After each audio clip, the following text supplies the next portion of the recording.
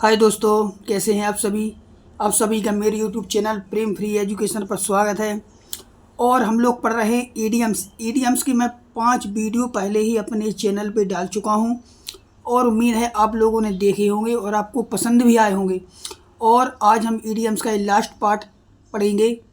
और मैंने इतने ईडियम्स पढ़ा दिए हैं आपको कि आपको इन ईडियम्स के बाहर एक भी ईडियम्स नहीं आएगा, क्योंकि मैं ये सभी ईडियम से पिछले जो परीक्षाएं हुए हैं उनके क्वेश्चन में से ढूंढ के निकाल रहा हूं। और अगर मुझे कुछ नए ईडियम्स मिलते हैं तो उसका भी मैं वीडियो बना के आप तक पहुंचाऊंगा। ठीक है दोस्तों, तो चलिए मैं आज का वीडियो शुरू करता हूं। तो आज का हमारा पहला ईडियम्स है break the ice.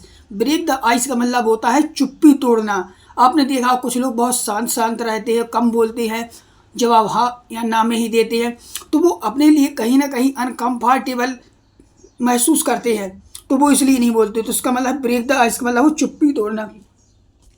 Make people meeting first time feel more comfortable.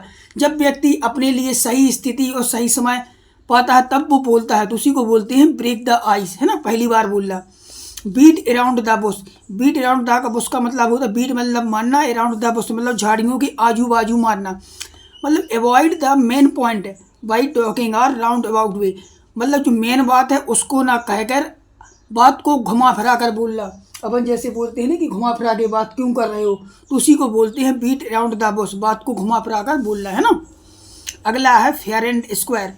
Fair and square का मतलब होता है होनेस्ट, है ना। अगला है cut a poor figure. Cut a poor figure का मतलब है to put a bad impression. मतलब कहीं अपन कुछ ऐसी बातें या ऐसी हरकत कर देते हैं लोगों को सामने की लोगों के लिए अपन मजाकिया बन जाते हैं, अपनी बुरी छाप बन जाती है। या तो अपन उनके सामने स्मोक करने लगते हैं या फिर एल्कोहल लेने लगते हैं, या फिर कुछ अपशब्द उपयोग करते हैं, तो लोग बोलते हैं अरे यार हम इसको ऐसा नहीं जानते थे तो ऐसा निकला।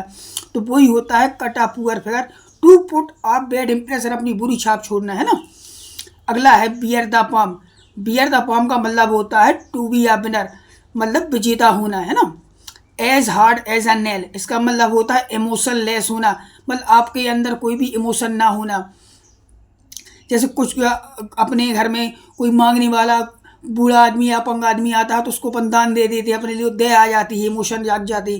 लेकिन कुछ लोग ऐसे होते हैं कि उसको धुतकार देते हैं, भगा देते हैं, उसके अंदर कोई इमोशन ही नहीं होते, तो वो होते हैं as hard as a nail. As draft as a brush, इसका मतलब होता है एक्सटेम्बलिशली, मतलब बेहद मूर्खतापूर्ण कार, है ना। As draft as a brush, एक्सटेम्बलिशली। अगला है to turn over in new leaf, मतलब to change the old habit and adopt new one, मतलब पुरानी आदतों को छोड़कर दूसरी आदत को अपना लेना। जैसे अपन बोलते हैं, जैसे अपन ने बोला यार तुम धूम्रपान मत किया करो, तो पता चला सामने वाले ने धूम्रपान तो बंद कर दिया लेकिन वो एल्कोहल लेने लगा, तो वही होता है to turn over new leave, मतलब पुरानी पत्तियों को गिरा के नई पत्तियों गिरा, वही है। तो to change the old habit, पुरानी आदत को बदलना, एंड एडॉप्ट मतलब लेना न्यू वर्स, कोई नई चीज ले लेने लगा।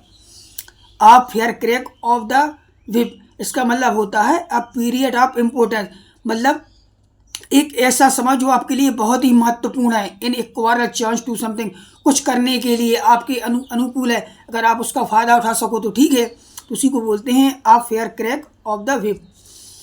अगला है अपना टू टॉक वंस हेड, मतलब टॉक एक्सेसिवली, मतलब माथा दुखाने वाली बातें करना। कुछ लोग होते हैं वो बहुत ज़्यादा बात करते हैं, चपर चपर चपर बात करते रहते हैं, तो मन बोलते हैं यार क्यों मेरा माथा दुखा रहे हो, तो उसी को बोलते हैं to talk once head out, talk excessively, माथा दुखाने वाली बातें करना, है ना।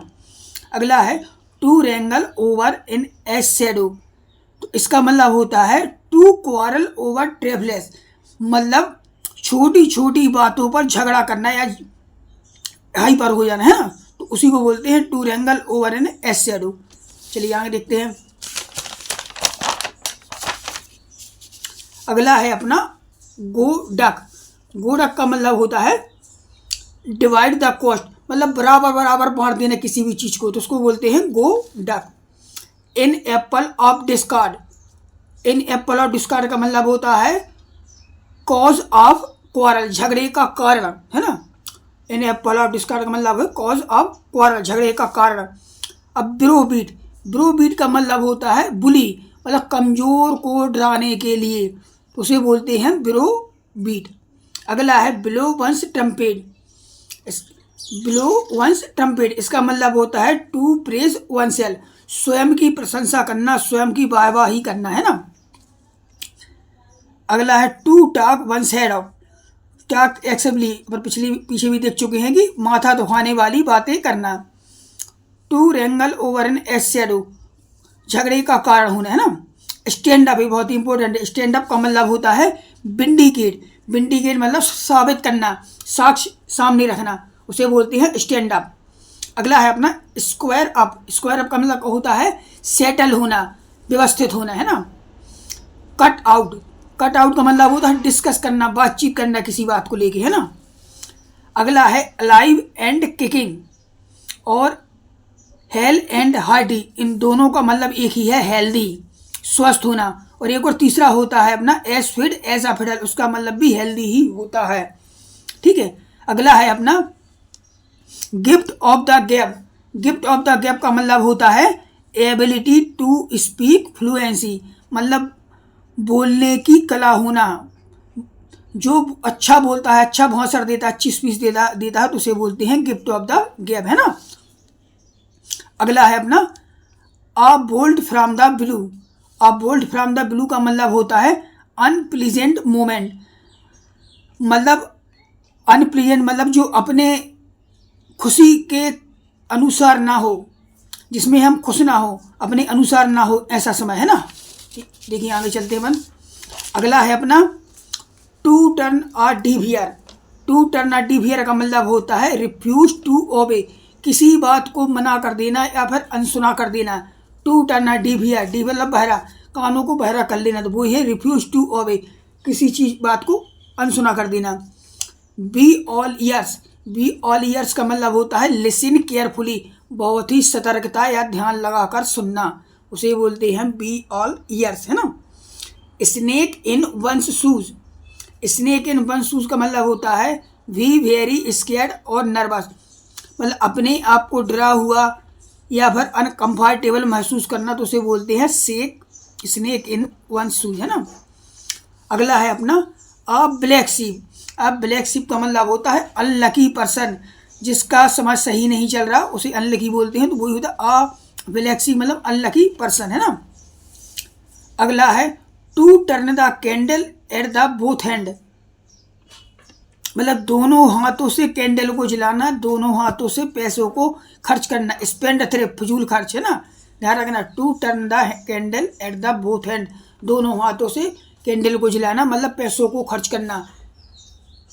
हॉट पोटैटो, हॉट पोटैटो को मतलब होता है बर्निंग इशू, बर्निंग मतलब ताज़ा, ताज़ा कारण कोई है, ताज़ा न्यूज़, जैसे अपन न्यूज चैनल में देखते हैं कि आज का बर्निंग इशू क्या है, ताज़ा खबर क्या है, तो वो ये हॉट पोटैटो, है ना।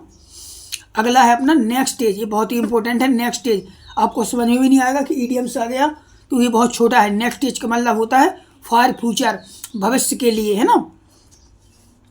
अगला है draw a blank, draw a blank का मतलब होता है अनसक्सेसफुल होना, असफल होना, ठीक है। और आज का अपना लास्ट है फैंसी प्राइज, फैंसी प्राइज का मतलब होता है एट एनी कॉस्ट, मतलब किसी भी कीमत पर, है ना।